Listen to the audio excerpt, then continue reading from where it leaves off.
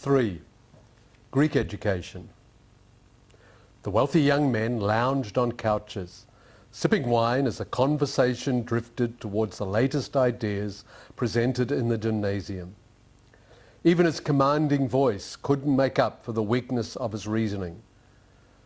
"No, I vote for the other fellow. What was his name? He made me laugh," and his explanation of Socrates' views seemed right. Several raised their glasses in agreement, while others argued that another of the speakers had made more compelling arguments. A final comment brought the conversation to an end. "Who cares anyway? We'll just hear another set of opinions at the next forum." The discussion shifted to comparing the merits of various training regimes, which generated considerably more interest. This glimpse into a possible exchange among the elite young men of ancient Greece points to a number of things for which that culture is well known.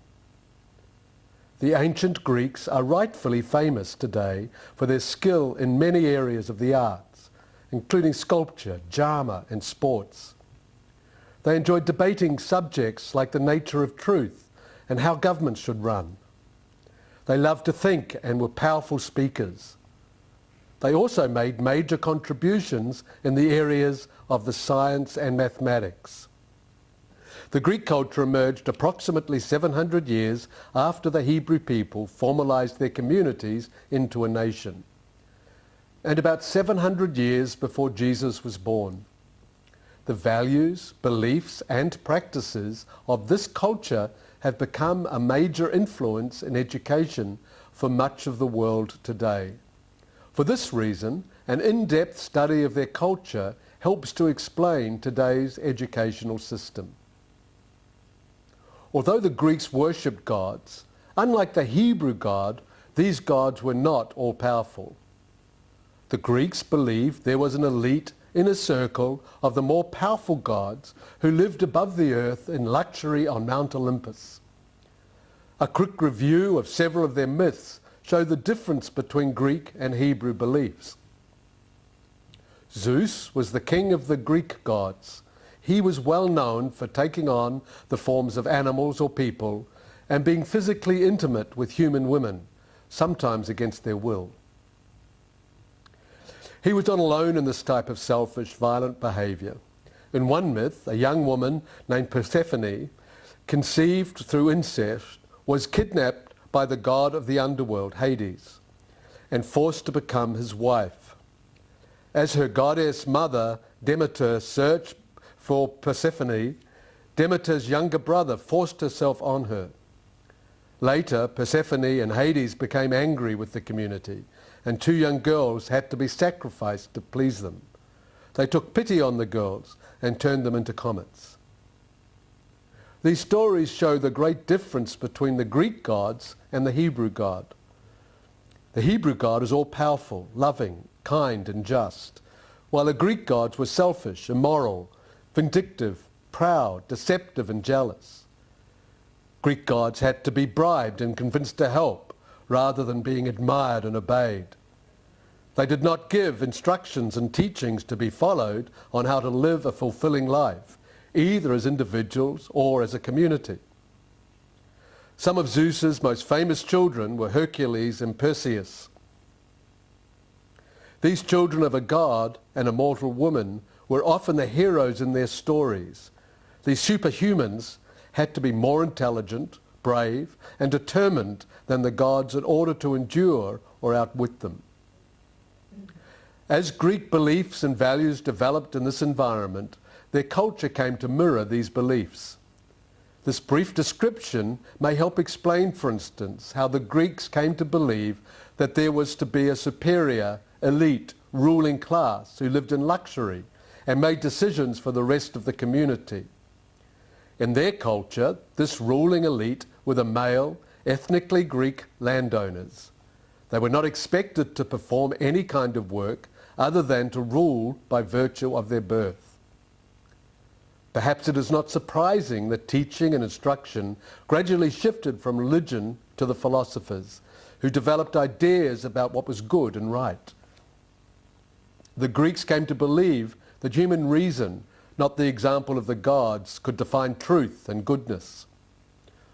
One of the philosophers, Protagoras, claimed that man is the measure of all things. Many philosophers had different ideas and tried to convince others that their ideas were best. This is the foundation of the idea that truth is relative, that it changes with circumstances or opinion. The belief that human reason defines truth and goodness and therefore may change with circumstances and opinion is referred to as secular humanism. It is the basis upon which truth is established in most secular cultures today. As in any culture, the purpose, content and process of their education reflected their view of the world. Their influential philosophers generally agreed that in addition to the ruling elite, there were two additional levels of society. Some were to manage society's systems and businesses or protect and maintain order.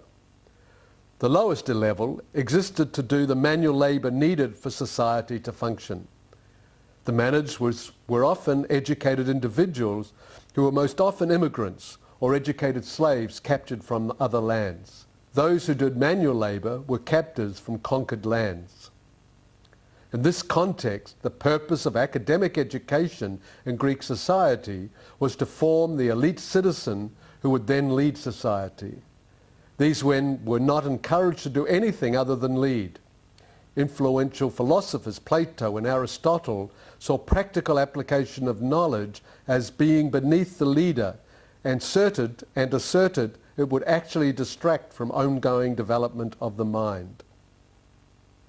In a study on the Greek attitudes towards work, Tilger notes that the Greek word for work was often taken from the word sorrow. As Roger Hall explores Tilger's work, he states, philosophers such as Plato and Aristotle made it clear that the purpose for which the majority of men laboured was in order that the minority, the elite, might engage in pure exercises of the mind, art, philosophy and politics. Hall references another work. Aristotle viewed work as a corrupt waste of time that would make a citizen's pursuit of virtue more difficult. Tilger summarizes, the mechanical arts were deplored because they required a person to use practical thinking, brutalizing the mind until it was unfit for thinking of truth. The only place for the application of knowledge for a citizen was in warfare and other leadership roles within the community and household. This education system for the development of the elite male citizen came to be called liberalis, or suitable for free men. The Greeks also developed a form of vocational training for some of the roles of practical work in the community, later called servialis, or suitable for those who serve. At different points in their history, leadership was exercised in different forms. In the beginning, there was discussion and voting among all educated men. As communities grew larger, they had representatives make decisions in a group called the Senate. Every Greek landowner would serve in this Senate during his lifetime. So every son of these Greek leadership families was to be educated. Plato, one of the most influential philosophers, described the ideal ruler as a philosopher warrior. He believed a ruler was to have the capacity to grasp the eternal and immutable, and was assumed to have a love for any branch of learning that reveals eternal reality. Therefore, the content of their education should include knowledge to inform and exercise the mind, not to be put to practical use. Leadership and defining truth became a matter of who could sway the greatest number to agree to one's opinion of truth. To be powerful, elite citizens had to be able to create and present logical, persuasive arguments. For this reason, when a formal structure of the content to be taught was created, 3 of the 7 topics were around language: the trivium of grammar, logic and rhetoric, Grammar was training in the correct formation of language. Logic addressed the right sequence of ideas. And rhetoric was the ability to use language to persuade others. The other 4 topics, or quadrivium, included arithmetic, astronomy, music, and geometry. As mentioned, these areas of content were also provided to train the mind, rather than as skills to apply to problems in the community.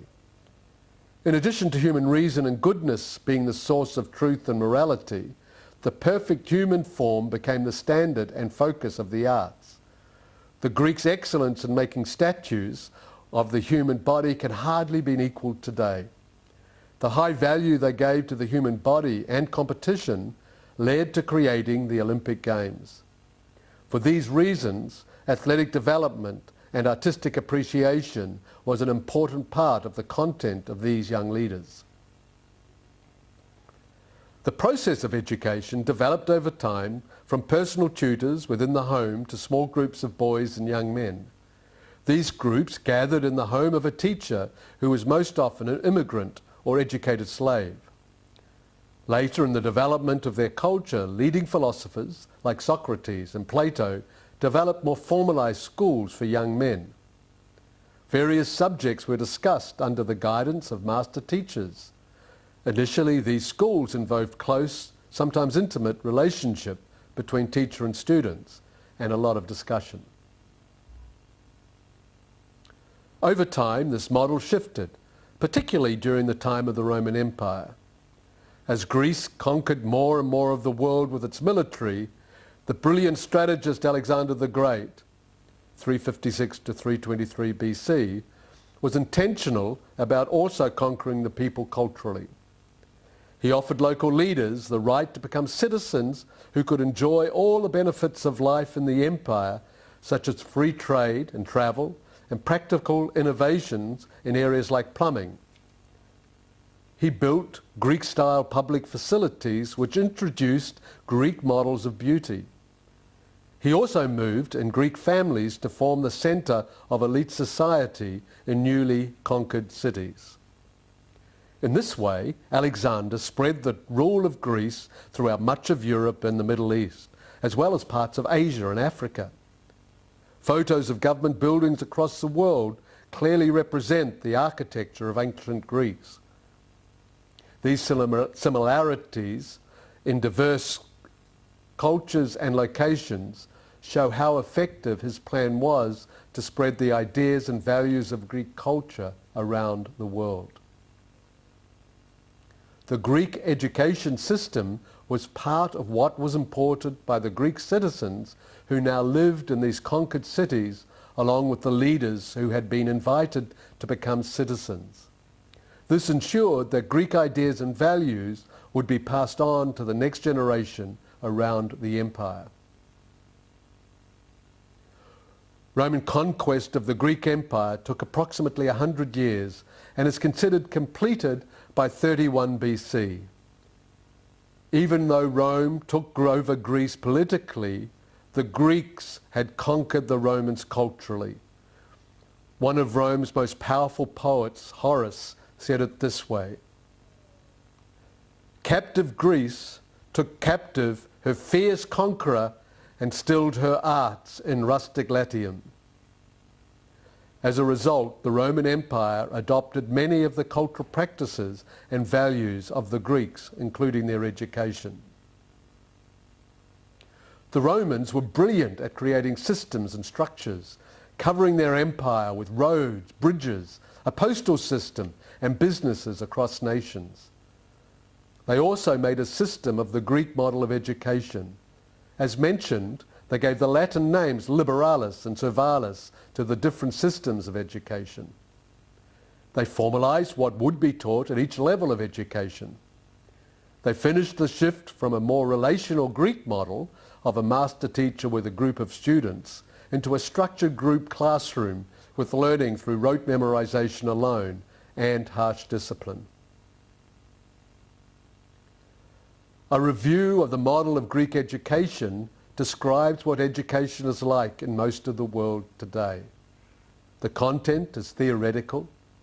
and the purpose is to prepare an elite group who would continue to higher levels of education to gain special knowledge in order to lead society. The process in many cultures is still largely one of memorization, with little discussion to understand or apply what is learnt.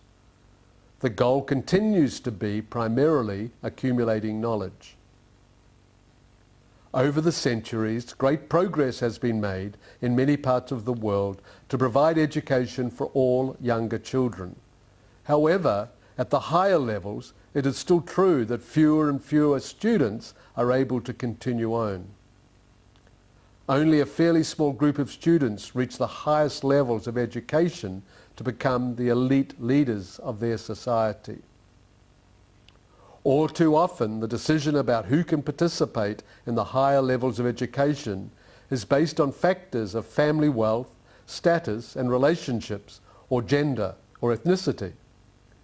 So many who could have contributed to the well-being of the community are not allowed to develop their abilities because they are denied access to higher levels of education.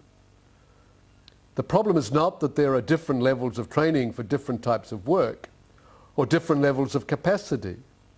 The legacy of a Greek approach to education is that the opportunity for education is based on factors such as family, wealth, or status. In summary, most of the world has grown up with these influences. Memorization with limited understanding, harsh discipline, truth decided by reason or experience, and fewer students are able to continue their education at each level. These demonstrate the ongoing influence of the Greek views of education.